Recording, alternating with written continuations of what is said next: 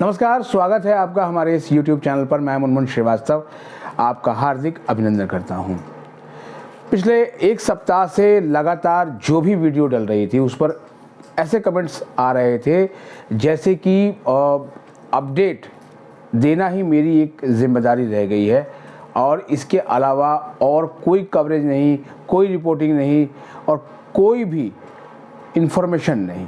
दिल्ली विश्वविद्यालय में बहुत सी गतिविधियां चलती हैं। दिल्ली विश्वविद्यालय देश के अग्रणी विश्वविद्यालयों में से एक है, पूरी दुनिया में विख्यात है और इसके जितने कॉलेजेस हैं उतने एफिलिएटेड कॉलेजेस शायद ही किसी यूनिवर्सिटी में हों।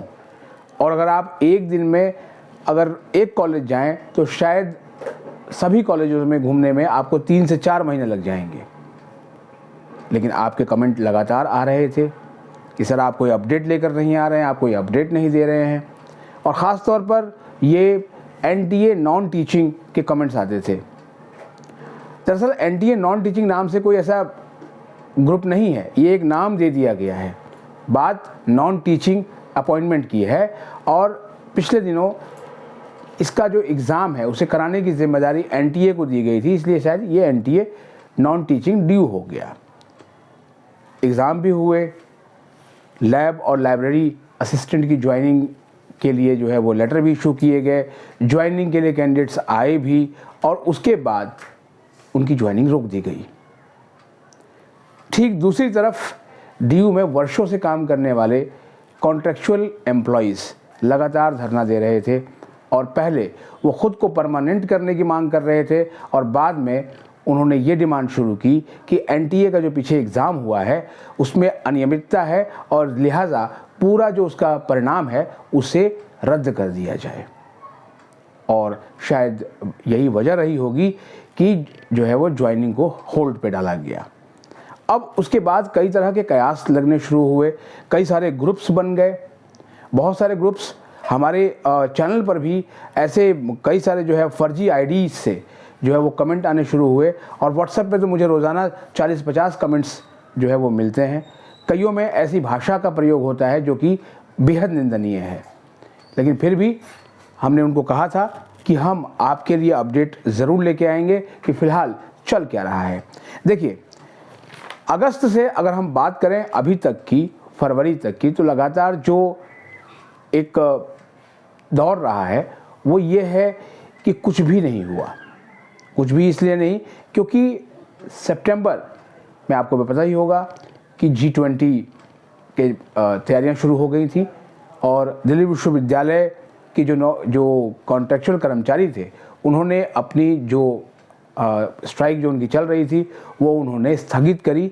इस आश्वासन पे विश्वविद्यालय की एक कमेटी बनाई गई है और वो कमेटी उन रास्ते को ढूंढेगी कि किस तरह से इन कर्मचारियों के लिए काम किया जा सके, क्या उनके लिए बेहतर किया जा सकता है। विश्वविद्यालय के सूत्र बताते हैं कि उन कमेटियों में जो लोग शामिल हैं उनकी 2-3 मीटिंग्स हो चुकी हैं और उस मीटिंग का नतीजा क्या रहा इसके बारे में किसी को मालूम नहीं है। दिल्ली विश्वविद्यालय वैसे भी लगातार कमेटियां ही बनाता रहा है। आपको याद होगा कि काफ़ी दिनों पहले एक कमेटी बनी थी सबसे पहले कि शॉर्टफॉल ऑफ एडमिशन, कि दिल्ली विश्वविद्यालय में जो दाखिले हैं वो शॉर्टफॉल क्यों हो रहे हैं, ख़ासतौर पर रिज़र्व कैटेगरी की अगर बात करें। उसके नतीजे क्या रहे किसी को मालूम नहीं।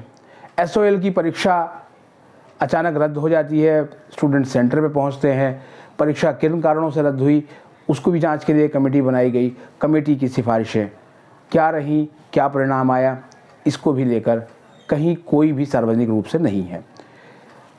तीसरी चीज़, जो कॉन्ट्रैक्चुअल कर्मचारियों के लिए जो कमेटी बनी गई है वो उसकी फाइंडिंग्स कहाँ तक पहुँची हैं, उसमें क्या होने जा रहा है, क्योंकि जो वर्षों से काम करने वाला कॉन्ट्रैक्चुअल स्टाफ भी है वो भी विश्वविद्यालय प्रशासन की तरफ टकटकी लगाकर देख रहा है कि आखिर उसका भविष्य क्या होने जा रहा है।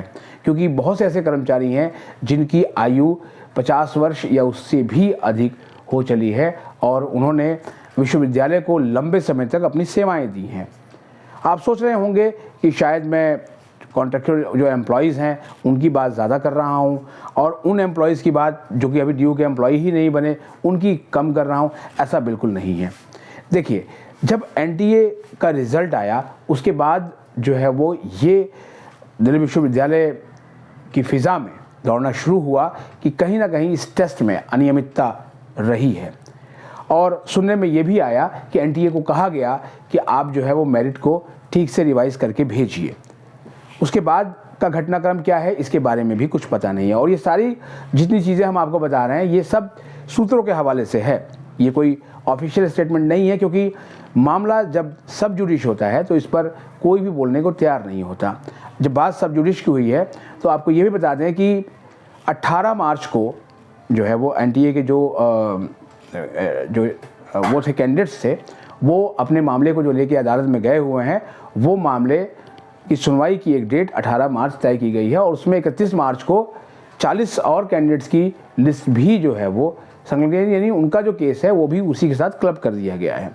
लिहाजा ये सोचना पड़ेगा कि अदालत किस नतीजे पर पहुंचती है, आखिर वो क्या है, क्योंकि न्यायालय के पास सभी लोग न्याय की जाते हैं और न्याय दोनों पक्षों की बातों को सुनकर ही होता है कि आखिर क्या चीज़ें रही कि जिसकी वजह से ये मामला इतना लंबा खिंचता चला गया। जब मकर संक्रांति के एक दिन पहले जब युवा दिवस था 12 जनवरी स्वामी विवेकानंद की जयंती, उस दिन अप्रत्याशित रूप से दिल्ली विश्वविद्यालय के vice chancellor professor Yogesh Singh ji जब अपना भाषण दे रहे थे तो उसमें ये लाइन निकल कर आई कि अब टीचिंग के साथ साथ नॉन टीचिंग के अपॉइंटमेंट पर भी फोकस किया जाएगा, क्योंकि एक लंबा बैकलॉग होता चला जा रहा है। लेकिन उस भाषण में ऐसा कहीं नहीं कहा गया कि आखिर वो प्रक्रिया किस तरह की अपनाई जाएगी। लेकिन जाहिर बात है प्रक्रिया अपनाना विश्वविद्यालय प्रशासन की जिम्मेदारी है कि आखिर किस तरीके से जो है वो भर्तियां की जानी चाहिए, क्योंकि डीयू में जो नॉन टीचिंग स्टाफ है उसकी बहुत कमी हो गई है और एक एक कर्मचारी 4-4 कर्मचारियों का काम कर रहा है। ये कर्मचारी भी बताते हैं कि उन पर बहुत जो है वो दबाव है। और अगर डीयू के वीसी प्रोफेसर योगेश सिंह जी की बात को माने तो उनका ये कहना है कि विश्वविद्यालय में जो नियुक्तियां हैं वो अब परमानेंट ही होंगी, यानी कि नो मोर कॉन्ट्रैक्चुअल, नो मोर टेम्पररी स्टाफ। तो क्या इसको ये माने कि जो कर्मचारी धरना दे रहे थे उनके बारे में अच्छी खबर आ सकती है, या फिर जो एनटीए जिनकी ज्वाइनिंग को रोक दी गई थी या होल्ड कर दिया गया था उनकी ज्वाइनिंग होगी या उनकी ज्वाइनिंग जो है वो रद्द कर दी गई है। इस बारे में स्थिति अभी तक कुछ भी साफ नहीं है, जिसका इंतज़ार किया जा रहा है। और शायद इसीलिए मैंने पूरा हफ्ता लिया ये पता लगाने के लिए कि कहीं कुछ चल भी रहा है, लेकिन आपको बता दें कुछ भी नहीं चल रहा है। फिलहाल अभी सब कुछ जो है वो ढाक के 3 पात की तरह है और जब मामला न्यायालय में हो तो फूंक फूंक कर कदम रखा ही जाता है। शायद विश्वविद्यालय भी इसी राह पर है, लेकिन जो है वो डीयू के वीसी की बात मानते हुए कॉलेजेस ने अपने यहाँ अपॉइंटमेंट्स की प्रक्रिया शुरू कर दी है। उसके तुरंत बाद आपने देखा भी होगा कि हिंदू कॉलेज की जो है वो वैकेंसी एडवर्टाइज हुई नॉन टीचिंग स्टाफ की, और अब लगता है कि धीरे धीरे बाकी कॉलेजेस भी जो है अपने यहाँ निकालेंगे, क्योंकि उस भाषण में एक बहुत अच्छी बात ये कही गई थी कि अगर 6 महीने बाद कोई पद खाली हो रहा है तो क्यों ना उसकी प्रक्रिया 6 महीने पहले अपना कर जो है वो सिलेक्शन कर लिया जाए। बेशक जो ज्वाइनिंग है वो 6 महीने बाद उस पोस्ट पे हो जब वो पोस्ट खाली हो जाए। तो ये एक बहुत ही सकारात्मक पहल दिल्ली विश्वविद्यालय के वाइस चांसलर की है और उम्मीद की जाती है कि आने वाले दिनों में जो है वो टीचिंग के साथ साथ नॉन टीचिंग की समस्याओं का हल निकलेगा, क्योंकि जब टीचिंग अपॉइंटमेंट्स की प्रक्रिया शुरू की गई थी तो इसको लेकर कई तरह की अफवाहें उस वक्त भी उड़ी थी कि शायद नहीं हो पाएगा, किस तरीके से होगा। अगर आपको याद होगा कि 2021 में जब कोरोना की दूसरी लहर थी, उसके बाद जब दिल्ली यूनिवर्सिटी टीचर्स एसोसिएशन के चुनाव हुए थे डूटा के, और उसमें प्रोफेसर AK भागी NDTF को विजयश्री मिली थी, तो उनका एक ही नारा था कि परमानेंट अपॉइंटमेंट, मतलब रेगुलराइजेशन की प्रक्रिया को शुरू करेंगे। मतलब उन्होंने कहीं भी एब्जॉर्प्शन नहीं कहा था, लेकिन कहा कि रेगुलराइजेशन की प्रक्रिया शुरू करेंगे, और वो बाद में प्रक्रिया शुरू भी हुई। और अब माना जा रहा है कि लगभग 3/4 अपॉइंटमेंट्स टीचिंग पोस्ट पर दिल्ली विश्वविद्यालय और उसके कॉलेजेस में किए जा चुके हैं, और अगला नंबर अब नॉन टीचिंग का है। तो उम्मीद ये करेंगे कि शायद होली के बाद परिस्थितियाँ और बेहतर हों और कोर्ट की तारीख भी नज़दीक आ रही है 18 मार्च। जाहिर बात है इस पर भी जो है वो नज़र रहेगी, लेकिन फ़िलहाल जो भी होगा उसकी अपडेट देंगे। इसलिए आपसे अनुरोध ये है कि किसी भी ऑथेंटिक अपडेट के लिए आप दिल्ली विश्वविद्यालय की वेबसाइट को ज़रूर देखते रहें, क्योंकि कोई भी नोटिफिकेशन वहीं आता है। फ़िलहाल आज के लिए बस इतना ही। अगर हमारे चैनल पर नए हैं, चैनल को सब्सक्राइब कर लें और इसे अपने दोस्तों के बीच शेयर करें। मिलते हैं एक और एपिसोड के साथ, तब तक के लिए नमस्कार।